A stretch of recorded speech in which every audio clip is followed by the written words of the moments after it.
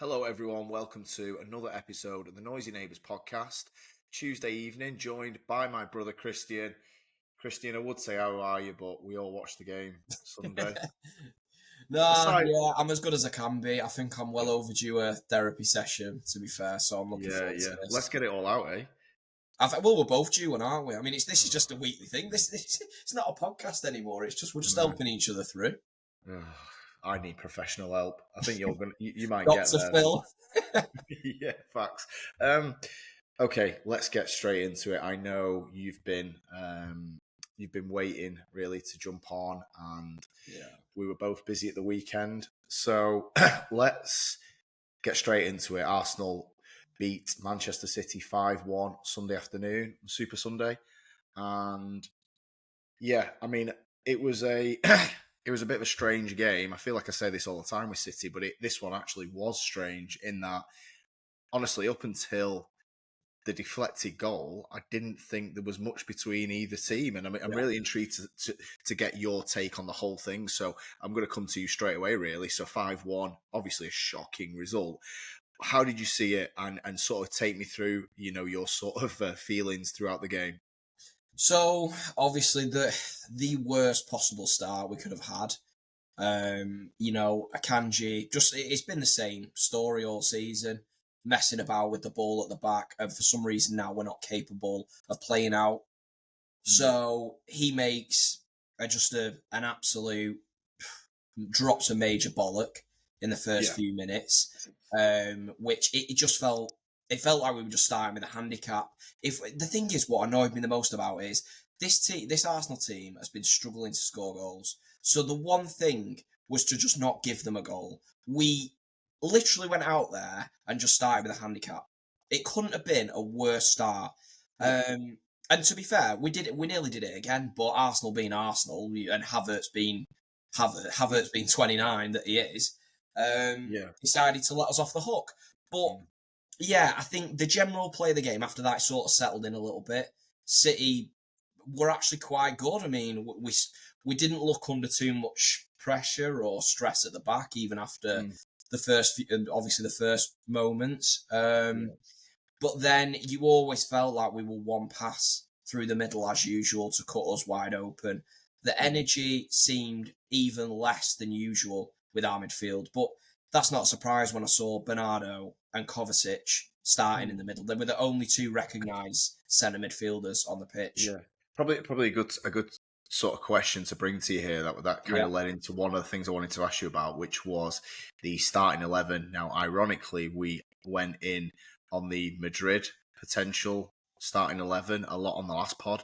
Obviously, you had Arsenal before Real Madrid. But the same thing. Well, no, I don't want to say the same thing applies. The reason we deep dived the Madrid game, and we will continue to do, is because of the matchup nightmare and the lack of ability to stop the transition from City's perspective. Arsenal didn't scream as much of a problem, if I'm being honest. So yeah, but at the same time, I would not have played that team. And I mean, so we spoke about what would we do for Madrid, and I think we had a bit of a crossover. I probably went a little bit further the way of a flat 3. You was like, I still want to be really threatening. Now, what did we do? What did we see on Sunday? I tell you what, that was a 4-2-3-1. I have never seen a rigid. I know, I want to say rigid, but it was, what I'm saying is sometimes Guardiola games can kick off, and it takes you 10 minutes to work out the system and who's playing where. This one was Kovacic and Bernardo in a 2-man midfield, and Marmoush number 10. It was immediate. And I really want to start with that trio in there. And one, were you surprised? And 2, did you think that was detrimental to the sort of chaotic collapse in the second half? Yeah, definitely. I think the problem that we have, though, is even if we put more bodies in, they're so leggy. We can't comprehend other teams' midfields at this point. We have ultimately gone into a season where we've got Bernardo, KDB, and Kovacic. Now, Bernardo and KDB, their legs have gone. Gundogan, his legs were gone when we signed him. Kovacic isn't... A, I don't really think he's Man City level anyway. B, his legs are on the way out. So you are looking at... We don't even need to come up against top midfields. we struggle against basic runners in the Premier League, and we've seen that we're getting dominated week in, week out. And yeah, so I think I don't really know what I would do. I certainly wouldn't have put Bernardo and Kovacic centrally, as when I saw that I knew we were in trouble. Yeah. I think if you were going to play a flat two, I'd have rather it at least been Gundogan. And I know what I've just said in that Gundogan's legs have gone, but he's more of a recognised centre mid. I feel like we'd have gained a little bit more control in the middle of the field rather than it being so hectic. Yeah. And also, Marmoush number 10 as well shocked me, just because there's a very famous quote, and I know this hasn't always been Guardiola's way because his style of play has been different to Fergie. Fergie always used to say, "I'll carry one, maybe two." And when I looked at your team through not necessarily application, but I think what Fergie meant was more sort of, "I'll carry Ronaldo, and that's it, basically," or "I'll carry Cantona." You know, if you're going back. Yeah. When I looked at it, and we don't fully know what Marmoush is going to be yet, but he's not really going to be tracking Declan Rice back or even hounding Partey at all, really. He's a number 10. He's a striker, really, Marmoush. So you have Foden, Marmoush, and Savinho and Haaland as a front four. And then Bernardo Silva, whose legs have gone. You could almost say you were nearly carrying 5. Mate, if you actually look round, it's funny, I never actually thought of it from that point of view. But if you actually look at that starting 11, who were we not carrying? Because we were carrying other players for very different reasons. For instance, Bernardo Silva, it feels rude to say we're carrying him because he's not that kind of player. But we are, in fact, doing that because of where he's at in his career. That's same with the rest of them. Do you know what I mean? So if you look at that starting 11, until you just pointed that out, I'm just thinking, shit. We were carrying every single player on the pitch for one reason or another. No, you're right. I mean, definitely. I think that's the interesting point here is that when Fergie said that, he was talking about your flair players. So the three that scream out there is Marmoush, Savinho, and Haaland. Foden does a bit of graft, to be fair. But then you go into the midfield and you think, well, we're carrying Bernardo inadvertently, really, because of where he is at his physical, where he is physically and in his career. We've seen it this season. The drop off has been quite dramatic, even from last year. So. Yeah, I mean, he could have gone 4-3-3. So he was leaving De Bruyne out. Look, he benched De Bruyne. So that's not the big call here. The big call was that he basically left De Bruyne out for a flair forward. That's basically it. Yeah, pretty much. I think, to be honest, I think there's bigger problems. I mean, we are where we are with the midfield. We've obviously just signed Gonzalez. We'll get into that. This year is a write-off because of the situation we found ourselves in. At the end of the day, there's one thing I've always prided my club on, and it's that they prepare for the next batch before the old batch is done. And this is the first time we have really been caught lacking, even to a point where I can't believe the same guys who have dealt with the loss of David Silva, Sergio Aguero, Vincent Kompany. I can't believe that same set of officials who are high up in the club have not dealt with this. And they've let it get to a point where, you think in the summer, realistically, Alex, Bernardo Silva is going to be being moved on. Gundogan will be being moved on. Kevin De Bruyne is not going to get a contract renewal. That is three of your players, by the way, that are playing every single fucking minute at the moment. I know. Well, other than De Bruyne is playing a bit more of a rotation, I suppose. Yeah. But you are looking at important players we have not made any sort of effort to replace. And then that leads me on to my next point. We've just done a £200 million window, right? And I'm not going to have a comment on Marmoush. I actually think he will fit the Pep system. I've said that when I first saw him. Yeah, he had a tough night. He had a tough game. He did have a tough game. I think he's coming in. Foden. He's played. His first game was Chelsea at home and then Arsenal away. We're depleted at the minute, so I'm not going to comment too much. However, I have got some other points. We've spent £50 million, and it's a point, going back to a point you made about your team on one of the previous pods. We've spent £50 million on Kusanov. Now, I am not saying whether the guy's ever going to be at City level or where he's currently at. He might be a great signing it might be a great signing in 6 weeks, who knows? However, why are we spending £50 million?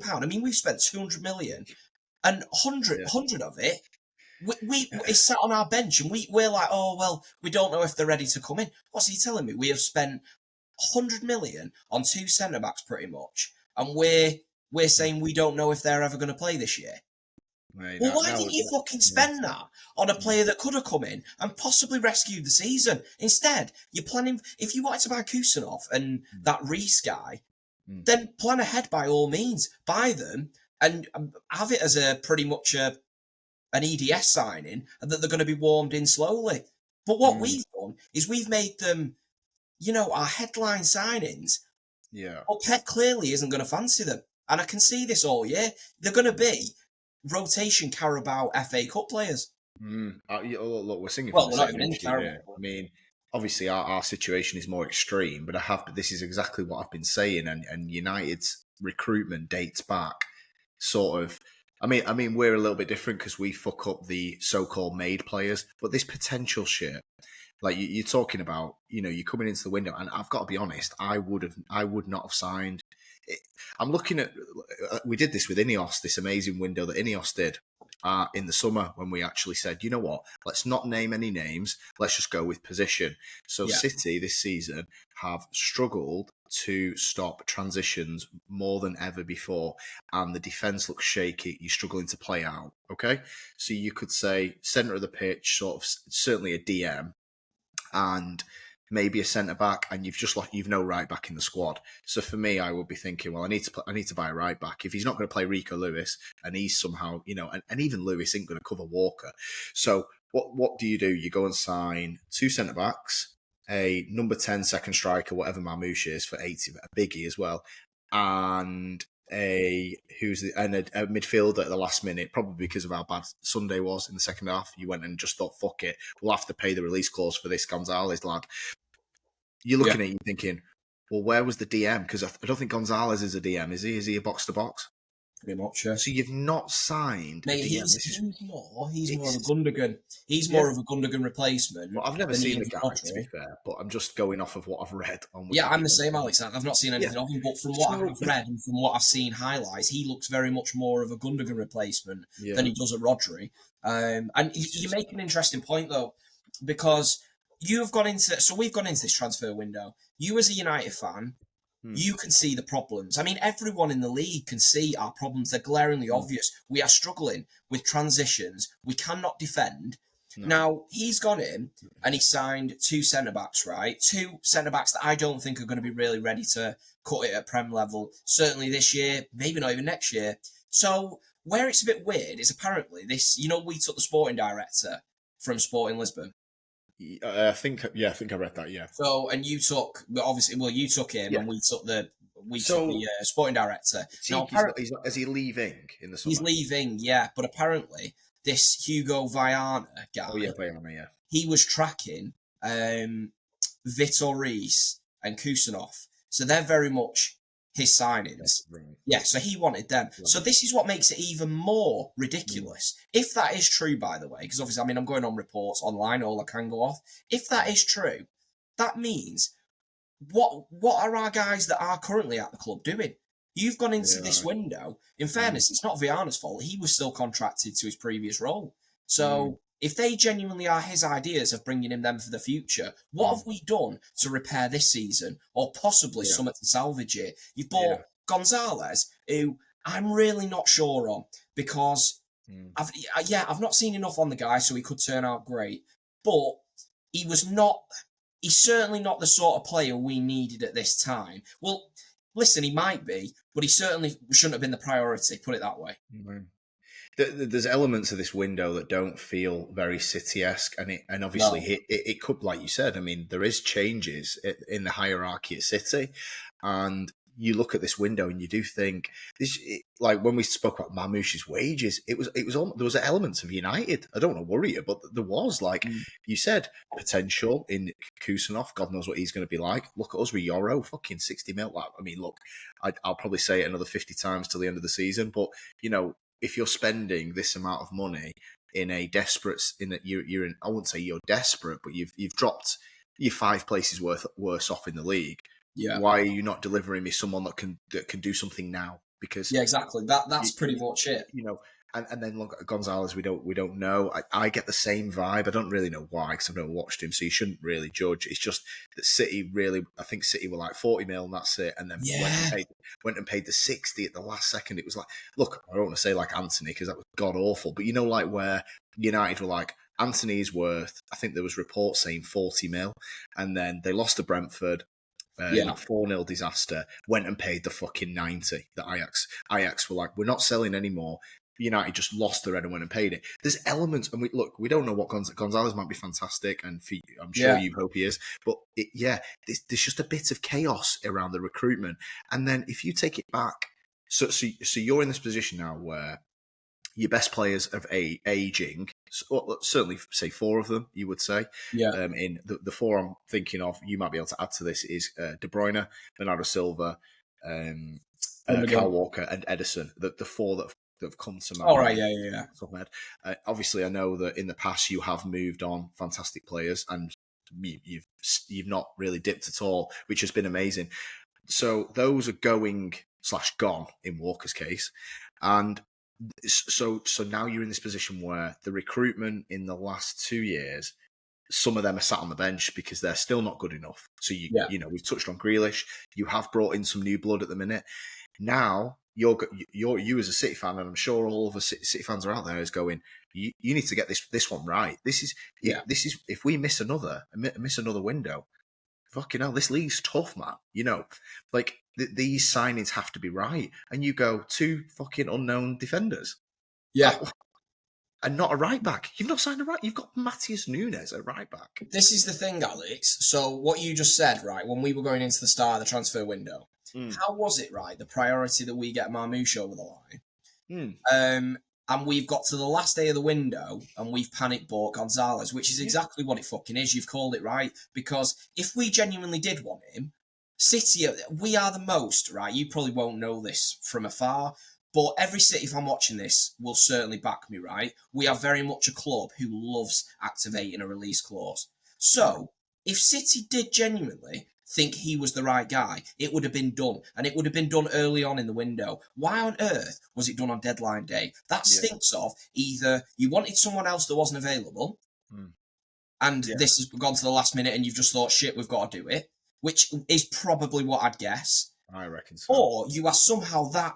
you've had that much of lack of preparation that we've somehow got to the last day of the window. Yeah. I don't know. Were you waiting for something else? Were you waiting for a different opportunity? For me, it blows my mind that we've somehow come out the window and we spent 200 million. And I'm like, there's only one of them that currently is going to be in the first team.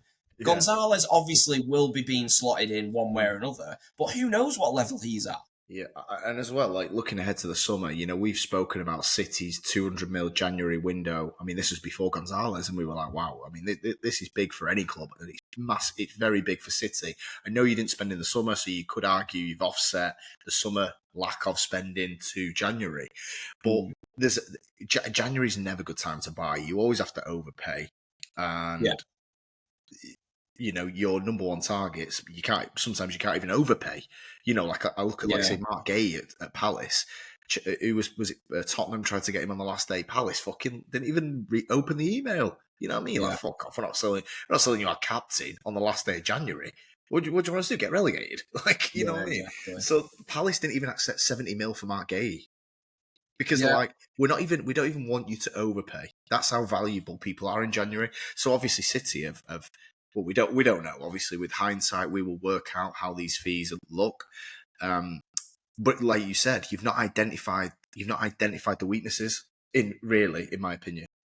I just think it stinks of a real lack of preparation. Clearly, I mean, well, we all know it's a lack of preparation because at the end of the day, we went into the season. We don't like signing January. By the way, we would not have signed in January at all. If we were having a good season, we wouldn't have even signed one player. So that just tells you how bad this preparation was. Pep and his staff genuinely thought we could have won the league and competed for the Champions League with the squad he had. Now, given obviously the Rodri injury was impossible to predict, very unlucky. However, mate, that's not even the main problem anymore.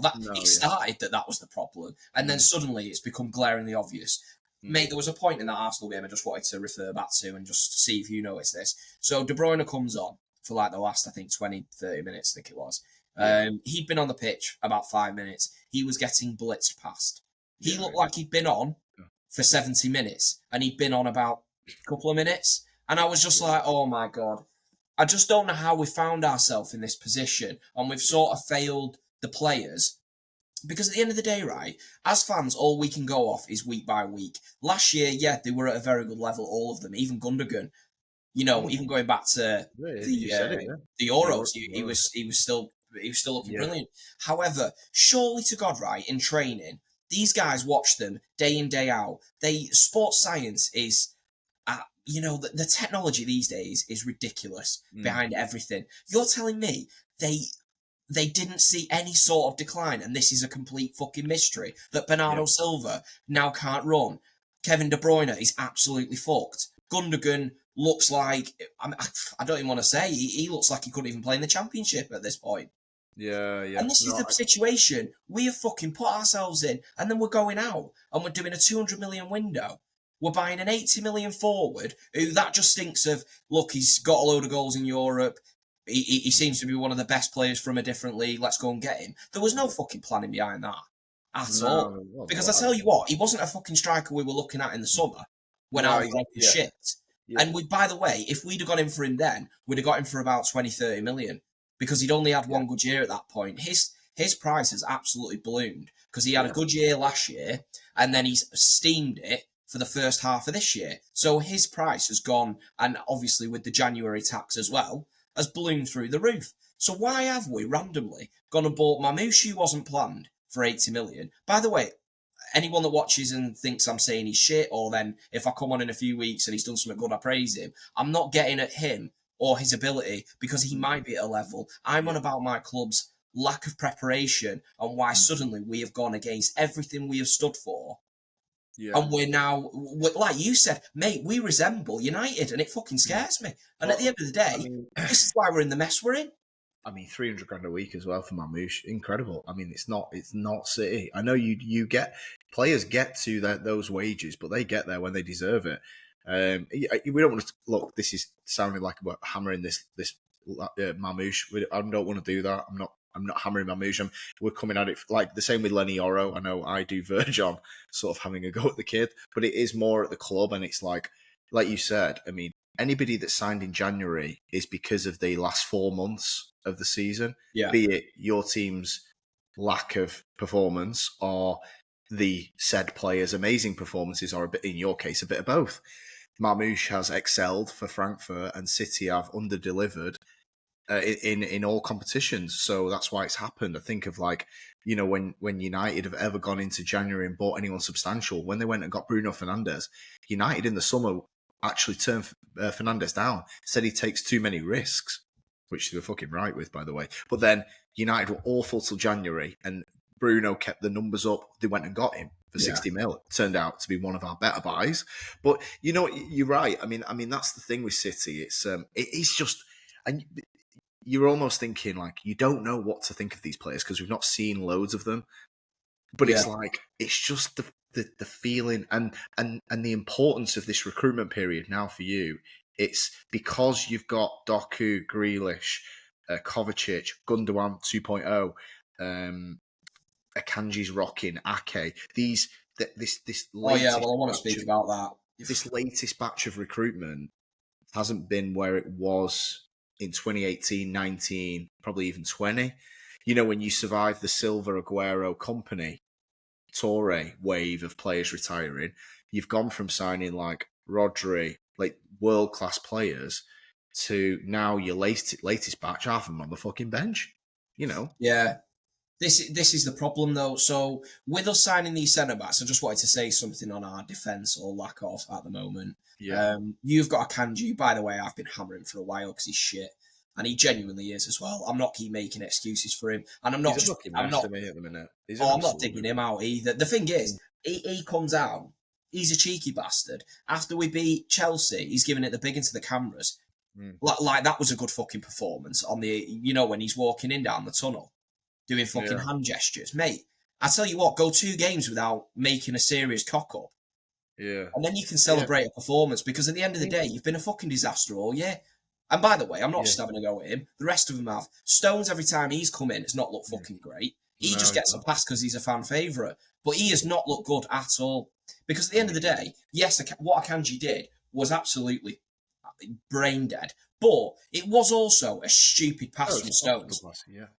But he won't get dug out for it because he's a bit of a fan favourite and no one really fucks with him. He plays one fucking game and then we don't see him for 3. And by the way, Diaz is the same. At least one thing with Akanji, he is there every week. He keeps going at it. He keeps fucking up, but he's there. Stones, he comes in one game, he's out for 3. No one even says what's wrong with him. It's just he's out again. Diaz the same. Yeah. And Diaz, by the way, is our only class defender. But what good is it if he can't play 2 games in a row? It's fucking bollocks, mate. And this is the thing. We've gone and bought. Sorry, just finishing this. We've gone and bought in 2 young lads who may turn out to be brilliant. But this has again gone against everything we've done. I don't mind the signing of Kusanov and Reese, but what you needed to do was sign them in the summer and loan them to our sister clubs, develop them like you have with other players. Yeah. What you have done is you sign them in, and Pet knows he can't throw them straight in because he tried it with Kusanov, and it nearly resulted in the guy in fucking tears in the first 10 minutes. Yeah. So we're in a situation now where we're going to have to, I guarantee this will happen, by the way, we will get to the summer and we will have to do 70 million on a recognised centre-back who's about 25, 26, in his prime. And then we're going to be in a situation where Reese, either one or maybe even both of them, will be loaned out to the City Football Group. I bet you any money. Yeah, more than likely. I mean, that's the thing with the defence. It's there was you've not watched the analysis, but I've watched the analysis, and Carragher did a brilliant one on Monday Night Football. Recommend anyone to go and watch it. And it was around the sort of the first goal and how Carragher freeze framed it. So there was a bit of a split in the pitch. So you were playing out from the back like you've done for 7 years, right? You had a 6v4 advantage in that freeze frame. Now, when the ball comes to Stones, it's still 6v4. City will play out of fucking 4v4. At City of old, you had a 2-man advantage. Okay, Ortega over Edison, but at the end of the day, that's what Pep picked. So Stones gets it. And anybody watching this who's seen it a few times, you might have to go and see a replay. Stones had a forward pass on. Now, Stones turned back. As soon as he turned back, he had one player to aim at. When Stones turned back, Trossard jumped. Then it became a 6v5. Yeah. Trossard pounced at Akanji as the ball's coming to him. Akanji in his peripheral has seen Trossard coming in, loses the ball. Brilliant from Rice, by the way. That first time pass, fantastic. Havertz did his best to hook it up. And obviously another deflected goal. But the point is that if Stones would have played that pass, you would have actually had the counter-attack advantage. Yeah. That hesitation, like you just said, lost you a goal. Then you come to another point of the other goals, more errors all over the pitch. Like Arsenal won 5-1. I could probably look. You can do this for every goal in history, probably, but with City, it's like glaring. Okay, Akanji and Stones balls up. Foden with a fucking hospital pass. You've just got level. He plays a brain dead pass to the middle of the pitch where nobody is. Okay, another deflected goal, but again, another turnover, and you're not turning it over in advanced areas. No, you're right. You're so right. And the thing is, at that point, it sounds mad looking at this now because we went and lost 5-1. But at that point, when Foden did that, I genuinely was like, you know what? The game's fucking there for us here. Yeah. I couldn't have predicted it. Then Foden gives the ball away. The goal, is very unlucky. I mean, it was Arsenal's day in one of them. They had them situations. Yeah. I mean, Raya, I think that's maybe save of the season off Guardiola. I mean, I don't know how that's been. I mean, that was an incredible save in the first half. Yeah, it was ridiculous. So listen, they had some moments, but the biggest thing was City obviously made they dropped the bollocks at very bad times. Can I just ask you on the playing out from the back? Go on. So you're struggling with it. I mean, we don't need the statistics. We can just see that you are struggling with doing it. Even like I said on Sunday, you had the numerical advantage and still couldn't get out. What do you associate that to? Because some of these players, okay, Nunes is Núñez is not a right back, so that isn't going to help, admittedly, because he's positionally he's going to be off. Even though he's a midfielder, you would think he's technically better than Walker. That's not how it works. Núñez is lost on that right hand side. You've still got Akanji, Stones, who have been playing out from the back, and Gvardiol has done it for a bit. And Ortega is decent with his feet, isn't he? Yeah. What do you attribute? I mean, is it just? I think so. What It's a do you bit of think? it is a bit of a complex one, you see, right? And it might seem a bit of a cop out to just say Rodri, but I'm not just saying Rodri. Yeah. He does play. I can't tell you how important he was in the Mm. role of helping the centre backs out in them situations. People honestly underestimate how good Rodri is when he receives the ball and he's got his back to the rest of the pitch. Yeah. People underestimate how good he was His at press that. resistance is Yeah, his press fantastic, isn't resistance it? is unbelievable. Yeah. And so, by the way, was Ilkay Gundogan's. So Mm. if you look at our best season, like for instance the treble winning season, Yeah. Gundogan was unbelievable at that. Not only that, I Yeah. mean, he was box to box, he was doing it at all ends. But Yes. him and Rodri helped the defence massively. We also, by the way, had athletes on the fullbacks as well. I mean, Vardiol's a bit of a weird one because I don't know whether people have just sussed him that he can be got at, and now he is being targeted by literally teams like Palace and mid-table sides in England. Genuinely, are fancying it against him. You know his name's up on the board in the fucking dressing room, and they're pinning people on him. However, we did used to have Kyle Walker on the other end, and we used to have Stones at right back in that treble season. We'd do little things where our play out from the back was streamlined by it's the things disjointed Pep was now. doing. Yeah. I think it's a combination of a lot of things. Now we've got fucking Núñez at right back, who is just dog shit. Like, I've my opinion on that guy. He's not even Prem level. So we've got him at right back. He's not capable of doing this most simple of tasks. And then we've got the midfield, whose legs have absolutely capitulated, so they can't do what they once could. So they're not even in the right position to receive it. For instance, Gundogan, he can't even help the defence out. Neither can Kovacic. Half the time, they're not even in the right positions to help the defence out. And I think this links to that thing that Carragher was saying, where he said a pass was on forward. I don't think the back line has that much confidence whipping balls into the midfield. It's a good point. It's like you said, there's a lot of intangibles into it. But do you think there is similarities between Guardiola's first season, certainly centered around the playing out from the back? When you do okay for games, and then Bosch, Leicester beat you 4-2, Everton beat you 4-1 or 4-0. Do you think there's similarities between the 2016-17 season to this one? Yeah, mate, and not only that one. Do you remember the year when you will laugh because our mate started celebrating when a goal went in against Norwich, and he was pissed out of his head, and he just started doing the Todd Canwell in front of me. Right. So that season as well. Shout out Phil, by the way. Cheers, mate. So that season we had Fernandinho, and if you remember, we had a lot of injuries at the back. Company had just it was a bit eerily similar to this one, really. And we had Rodri that had come in, but Rodri weirdly just wasn't at the level to be playing midfield in the Prem. He was really struggling, getting swamped. And then we had Fernandinho, who had to be moved back to centre back because we had no other defenders available, and we were just getting destroyed by. It was the COVID season, wasn't it? It was halfway through the fans got locked out and COVID hit. Yeah, I think there's definitely similarities. I was thinking this on with the. It's not just the turnovers; it's the panic. You can see the panic in the play. John Stones is a great centre back, fantastic on the ball, and like you said, that split second hesitation instead of firing that ball around the corner, him turning back cost a. Look, Akanji could have dealt with it. I'm not saying Akanji was in a complete helpless position because he could have dealt with it, but it was like the first domino was Stones turning back, and then it was a heavy pass, then it was a heavy touch, then it was brilliant from Rice, and then they, Havertz just about got it to Odegaard. Yeah, I mean, I just thought I'd mention that as well. I mean, the thing is on that season, it's interesting. I just thought I'd pull the league table up. Guardiola's first season, you conceded 39 goals in 38 games, so it's about a goal a game.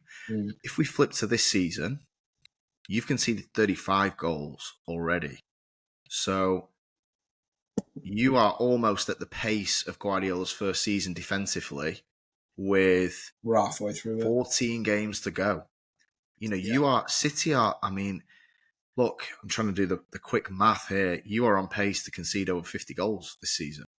Yeah, mate, it's not even Champions League. It's not top four form, which is the worrying thing. Well, I you are think we fifth, will. aren't you? I think we will get it, but I think that's only down to Yeah, other thumping teams some this shit year. teams, yeah. Yeah. That's no compliment to us. I just think we're going to Mm. limp over the line a bit better than some other sides around us. Yeah. In terms of this defense, though, I just want your opinion. Yeah. I have my opinions on who I genuinely think need to go because I think City fans definitely are glossing over it and still trying to peddle it as bad form or confidence. No, at what point do you just say, why are these getting this much benefit? Yes, they've won things in the past. Mm. But if you have been shit now for months on end, when do Yeah. we call it and we say it's not form? They're simply not at that level anymore. And Yeah. Akanji is one of them names. I believe he has to go. Mm. Now, who else? Nunes, of course. I know he isn't a right back anyway, and he just isn't at City level, and he hasn't been since the day we signed him. So I know you would agree with that one. So my question is more Akanji, Ake, and Stones is a big one as well. Which of them three? I'd be interested in your one on Stones as well. Well, Akanji definitely. Akanji is your classic, looks good with a very good defender next to him. And we don't know what is going on with Diaz at the moment. Like you said, if Diaz is not available, Akanji is useless. And even with Diaz, I've really He's got question shaky. marks. Yeah, I need to see Akanji next to Diaz just to even get any confidence back in him because he might have just be completely fell off. I agree. Stones, again, fitness. I just don't know what's going on with the guy. Looks lack of confidence, and it's just like on Sunday, okay, that pass was shocking, but it's like 2 goals deflected in off him, and it just feels like it was just bad luck as well for Stones. But again, if he can't piece a run together, he doesn't seem to be the leader Diaz is. So No. I'm looking at this thinking, seriously, other than Diaz, you could bin them all, really. If Yeah, I you're agree. talking about getting back to winning titles, and I know City will be thinking about that, and you as fans, but just on that point, you've won 4 leagues in a row. Can you just sort of shed some light? Because I must admit, even myself gets lured into this feeling of, oh, they'll be fine. They've won. And then sometimes I catch myself and I go, nah, you know what? It's a long time ago, but I remember the Moyes season. No part of me was like, okay with that. And I was spoiled in the lead up to that season. I mean, we won 3 in a row with Ronaldo. Then we won one with Van Persie and one before Van Persie as well with Rooney and Berbatov. So there was like 5 leagues in like maybe a 7-year window. I think you and Chelsea won one each. And it's like, I just want to get your opinion, your take on that. That well, you've won 4 in a row, but I feel like that isn't how you feel. No, I think listen, it can go wrong very quickly and it's very hard to repair it as well. We are ultimately on a slippery slope at the minute and we're in a period where I think you said it before, the signings now that we acquire are crucial and we've got to get them right because we've had a few that have missed. We've had Doku, we've had Nunes, we've had a few defenders that just haven't cut it. And then we've brought through a few like Rico, just isn't at that level for what we need to be. And then we've brought in these 2 young lads at centre back. Who knows where they're going to be? I think the thing is, to get back to where we were, it's going to be a crucial next window/2 for City. The summer is huge. Obviously, I mean, we're fucked till then anyway. And then it's what situation is Rodri going to come back in? Do I think City will get back? Yes, because I feel like we have the infrastructure that is superior to every other Premier League club. Yeah. However, I've got to be honest, like I've said, 10, 15 minutes ago, we are worrying that we're showing signs of other clubs where we're panicking and doing things that we've never done previously. It has been very United-ish, which is not exactly... it's certainly not the blueprint that we need to be following if we want to get back to what we once were. You absolutely nailed it there when you said slippery slope, and I just think before we wrap up on City, I think it'd be a really good exercise. So towards the back end of Fergie, we were the best team in Europe in 2008. Probably 2009 was the Barca takeover. Yeah. But 08, 09, us and Barca were 1 and 2 in whichever order it fell. Yeah. Then Ronaldo and Tevez left, and it started to go like this. and Fergie got his Van Persie in to get one more league, and then we were completely fucked under Moyes, and then we've been fucked ever since, really. I just want to talk about your recruitment, and you're talking about this slope, and you know when Fergie signed his Valencias, his Owens, his Scholes back out retirement, Gundogan out, you know what I'm saying? These links I'm seeing here, we got away with them because we still had Rooney, Berbatov, and Rio and Vidic and Carrick. And you still had that Evra, Van der Sar, you still had those pieces. Okay, you can miss on them. But then it was like 2014-15 came around, and then it's like, fucking hell, Rooney's finished, Van Persie's finished, Giggs is finished, Nani's finished. Then it's like, we're looking at these guys that we've signed that are fucking useless, and it's like, we got a couple of windows wrong, but our best players carried us through, which I feel like... I just want to go back through City signings. We'll go from 2022-23 season. Yeah. Haaland, obviously, you got the golden ticket with Haaland. Release clause, amazing. But he replaced Aguero, so it was a kind of a swap in a way, you know what I mean? Calvin Phillips, 50 mil. Manuel Akanji, 20 mil. These are Euro, by the way. Sergio Gomez, 15 mil. And then you had loan deals coming back in. Julian Alvarez was one of them, but he's gone, so leave him off completely. Ortega was the only other guy on this list. And you got the Rico Lewis promotion. I don't recognise anyone else except Pedro Porro, which is hilarious, because he would be playing for you right now. So just talking about that, you've got Phillips, miss. Akanji, okay, I thought he was very good for a bit, looking like a miss. Sergio Gomez, I don't really know what happened to him. Right winger, I don't know where he's gone. So then let's go into 23-24. The next window, or the next season signing, Gvardiol, 90 mil. Matheus Nunes, 62. Jeremy Doku, 60. Kovacic, 30. And a guy called Echeverry from River Plate was at 18.5 million. Never heard of him. So let's go into this season. This is really interesting. So this is now where I'm looking at this going, is this your sort of first slip where you've got Gvardiol, Nunes, Doku, Kovacic? Are any of them 4 players starters for a Premier League winning team? Bro, this was meant to be therapy. I'm gonna be in tears in a minute, because I tell you what, no, I've never. When you look at it like this, how eerily similar it is to that Fergie end. So it's actually scary. Let's go into this season now. The panic's starting. Marmoush, 75, Nico Gonzalez, 60, Kusanov, 40, Victor Reis, 37, Savinho, 25, Gundogan, free transfer. Now, it's hard to sort of quantify those, but now, those players we've just listed, Marmoush, Gonzalez, Kusanov, Reis, Savinho, they are now your best players now, cannot carry you anymore. Now you've got to the point where, okay, the previous season, Doku, he's a bit of a miss if he's your best player. Look, when you've got De Bruyne still fucking turning up every week, and Foden, Doku can have one game in 7. Now, we need you every week, mate. You were 60 mil. You know what I'm saying? Exactly. Now it's like, okay, Savinho was 25. Let Savinho develop his potential.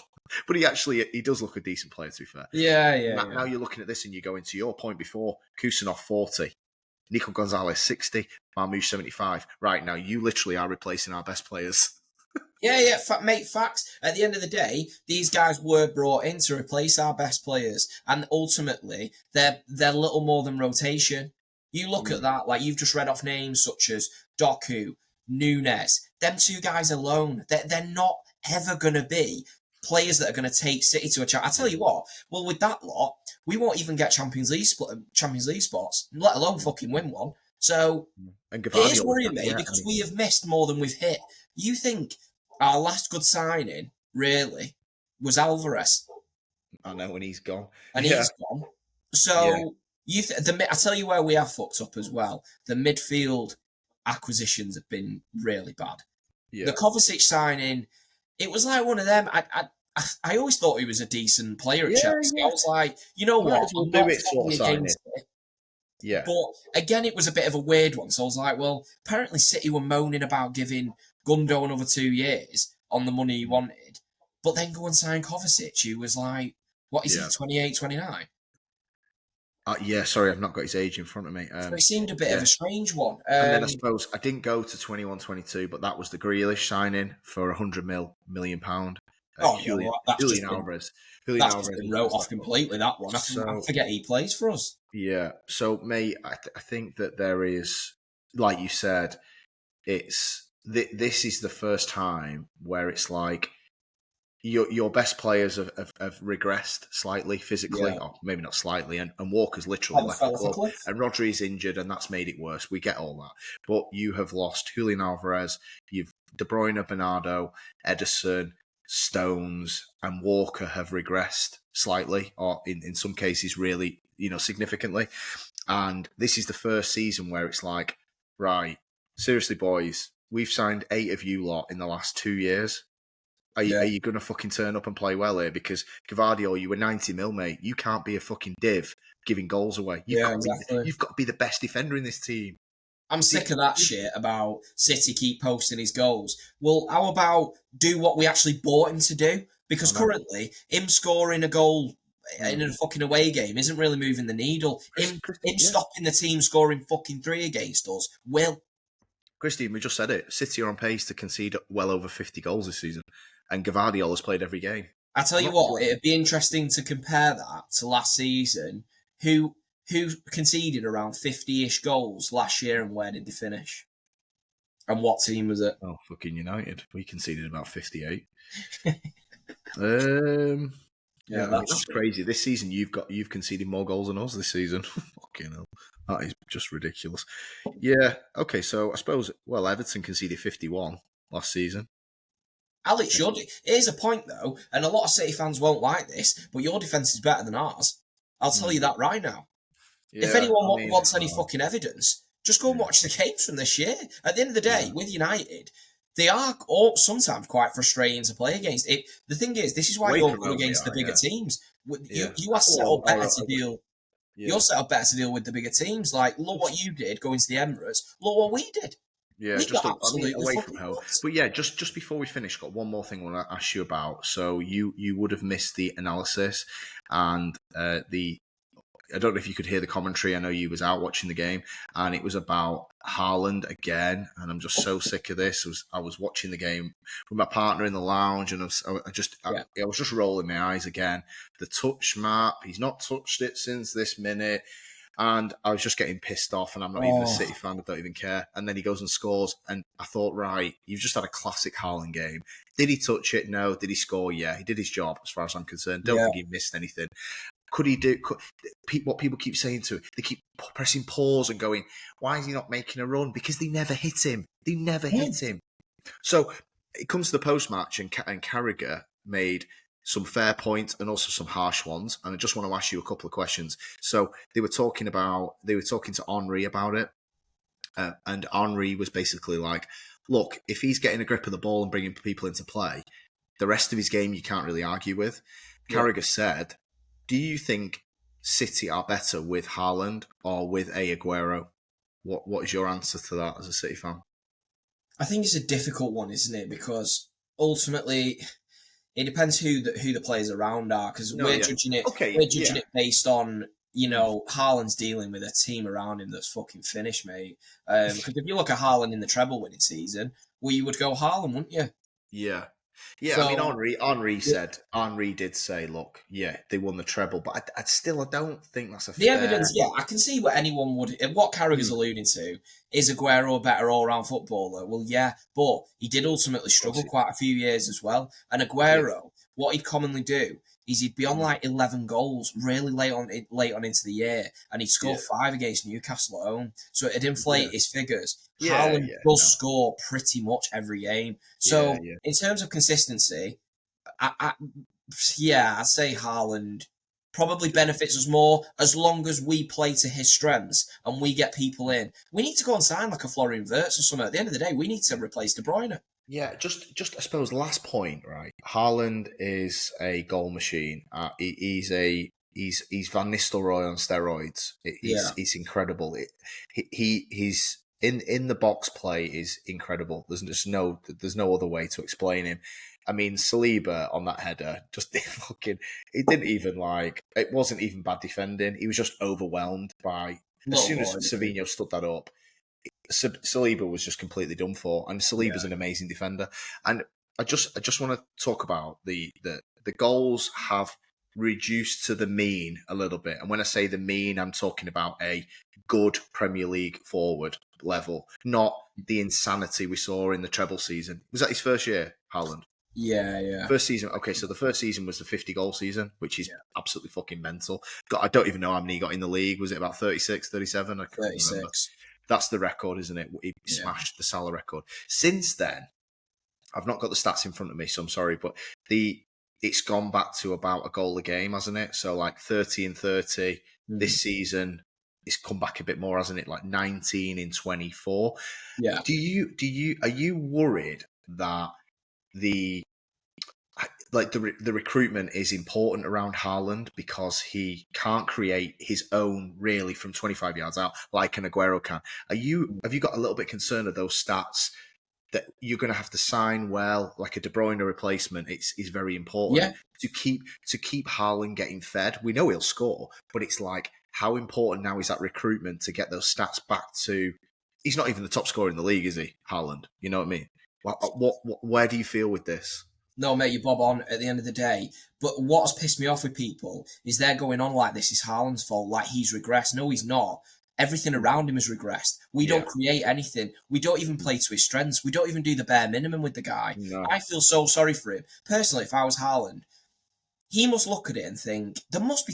he signed a 10-year deal, so maybe I'm wrong. Whether that's, slightly money motivated from what I've read as well, it could be that. But personally, if I was Haaland, I'd be looking at this, being very concerned. I'd be having words with Pep saying, I'm a bit frustrated. Like, I'm here every day. If I get chances, I will score. You know that. Everyone in the fucking Premier League or in the world knows if I get half a chance, I will convert it. I'm not getting the chances. And you keep recruiting players who aren't feeding to my strengths. Ultimately, we keep playing down the wings with shit wingers who are inconsistent and turn in and hit it. And that's all they can do. Like a certain Jeremy Doku that we have. That produces fuck all. We used to have a Kevin De Bruyne, David Silva, unlocking very tight passing lanes. We need to replace that because ultimately, but this leads to your point, Alex, we've gone and signed players like Matheus Nunes who were bought to do this. But that's on Pep then, innit? Because if we thought that these were the players that could come in and do it, and they fucking can't, then we need to ship them off and we need to go again. But the problem is, we're in a situation where we'll get into a stage like United did where you'll struggle to shift some of these guys because who is really going to they're going to be on high wages and they're of limited ability. Nunes isn't going to be in a rush to leave, let's be honest. Would you? It puts a massive bearing on this summer, and that's even with or without these January signings being good, which we don't know yet. Grealish is another one. Everyone's saying, "Oh, we'll move him on in the summer." Yeah, to who though? Because at the end of the day, we're saying it like we've got a good asset to move on. We've not. The guy can't score. He can't influence games anymore. So someone is going to have to take a serious punt. And also, he's on a good... this is his Indian summer. It's going to be his last good contract, this. Whoever he goes to. So at the end of the day, is he going to go to a West Ham and take a 50% pay cut? No, is he fuck? This is the exact thing, and the crossover between United is the same. We're desperate to sell some of these players, and we can't. Casemiro is sitting there on 350 grand a week. We can't even put him in the shop window because he's that bad. And if we do put him in the shop window, a la Matheus Nunes, people are going, albeit he is out of position, but people are looking at Nunes going, you can fucking forget it. And Grealish can't even get on. So other teams are going, well, hang on a minute, you're fucking getting, you're fifth in the league, and you want us to take a 300k a week winger who can't even come on. Like you said, honestly, it's going to be fascinating to see how this pans out. And obviously, with Guardiola, we have never seen Guardiola sort of in this position where the recruitment slipped, and now it's like the pressure is on to. You're already fifth. I don't know where you're going to finish. You think you're going to jump Forest, but fuck me, they won 7-0 at the weekend. I know, and the thing is, if you sign too many of these fucking duck eggs, we're left in a situation where we won't be able to move them on. And we're going to... So City fans will be like, well, it don't matter, just go and buy more. Yeah, but then we've all been laughing at Chelsea, haven't we? And suddenly, it's... Mate, this is what I'm talking about, these slippery slopes. They're very fucking easy to get on. They're very hard to get off. And at the minute, Well, we are plummeting down on our arse currently. because that's the thing. You look at, say, we don't know what's going to happen with Liverpool.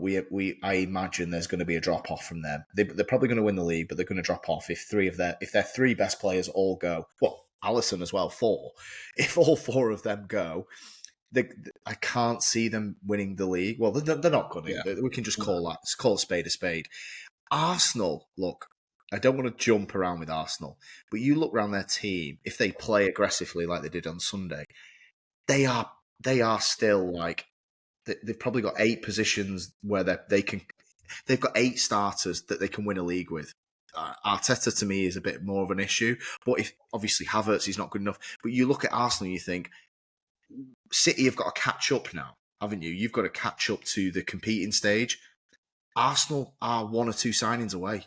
I'm not saying they're going to get. I disagree with Honestly, that. I don't think they are. That back four is set. That back four is set. Rice is set.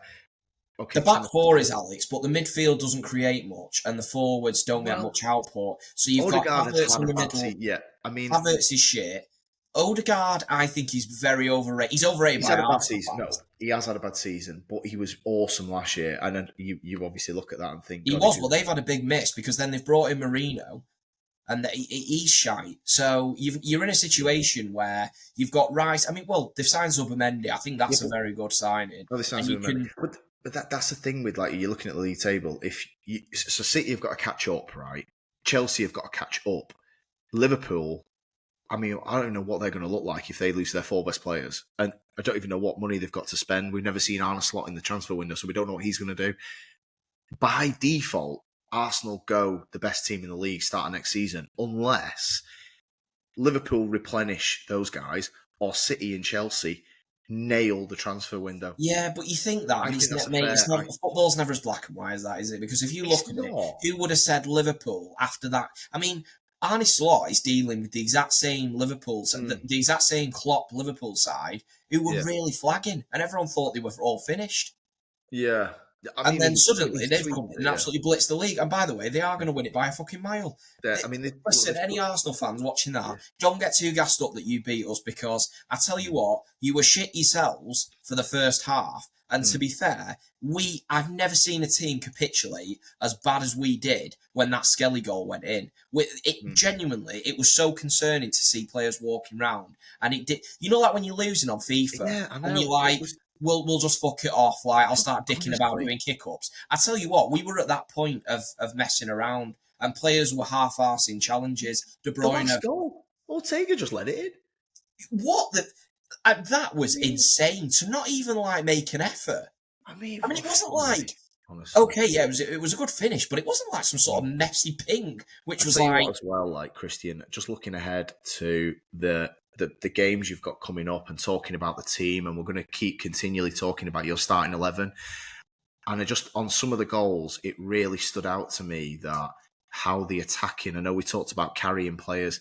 Lewis Skelly is in that inside pocket, and Marmoush looks at him again and actually points at him. But he can't pass him on to anyone because it's his man, because Bernardo Silva's come round to pick up the guys at the right. Marmoush is like, I'm a fucking striker, mate. I'm top scorer in the Bundesliga or second top scorer to Kane. He ain't going to be tracking Lewis Skelly back, mate. So Lewis Skelly wanders in. Again, Ortega probably should have saved that. Then you have Nwaneri on the right-hand side. Savinho has tracked back, to be fair to him, but doesn't even like fucking. As soon as Nwaneri cuts inside, Savinho just stood still. No, they didn't give a shit at the end of it. Look, I know your heads can go, but it was a very, very strange one to see it. I mean, the Real Madrid preview next week is going to be biblical, because I tell you what though, I can't wait to hear what you've got to say for that. Oh well, there'll be plenty, mate. But on that situation with that Arsenal game, you will find. I mean, look at them against you. It's the same team that struggled to get past United. Well, no, they got put out by United, and they struggled to score. And they'll come up against that all season. I mean, at the end of the day, you look at they're going on about Saka. do they forget we know he's not Robin? Because if you look at his numbers, he's got 5 Premier League goals. Yeah, he's got 5 Premier Leagues. Yeah, I So mean, he does bring more. he brings a lot, Alex. But mate, I guarantee you, most Arsenal fans will not know he's got 5. They'd be Probably shocked. not. No, They'll be thinking. And by the way, he takes pens as well.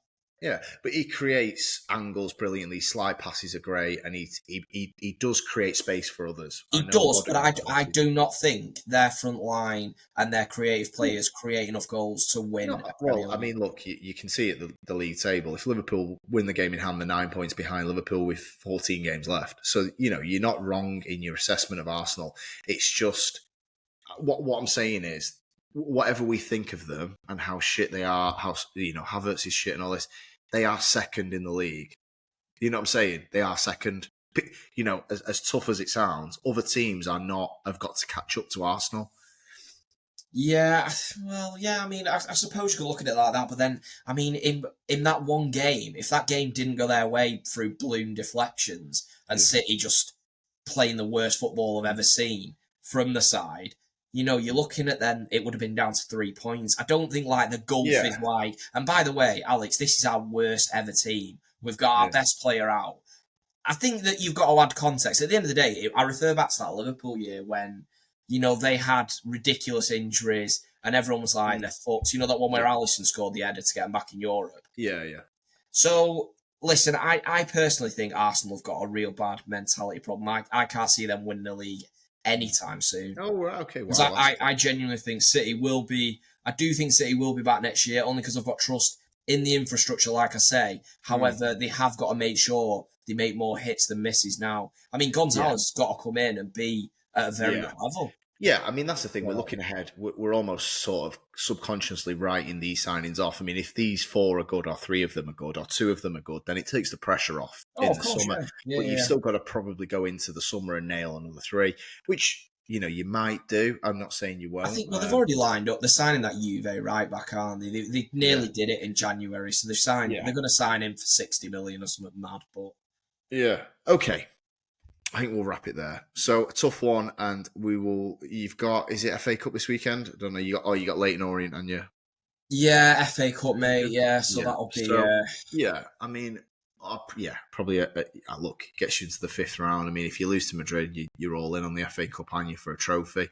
I don't know how many trophies. How's the season come to this? Guardiola's. Well, sorry, you're in a top 4 battle actually. Top 5, isn't it? Because 5th gets you qualified. So technically, you're actually 5th now. So it's not like you're actually out of the Champions League places as it is, and it feels like the world's caving in on you. So it's not that bad. But yeah, okay. We'll I'm sure there'll be some other stuff to catch up on before the next. Is it Madrid after Leyton Orient? I think so. Yeah, I think that is right. It. Yeah. So the next time we speak to you, it's going to be the Madrid preview, and I cannot wait to hear what you've got to say, because Leyton Orient won't really do anything in the memory. It's going to be the Arsenal second half. It's going to be fresh in the memory, and then I want to hear your 11 for the Real Madrid first leg. Can't wait. So yeah, we'll see where we're at next week. Thank you, Christian. See you for the Madrid preview next week. Yeah, let's go. Cheers, mate.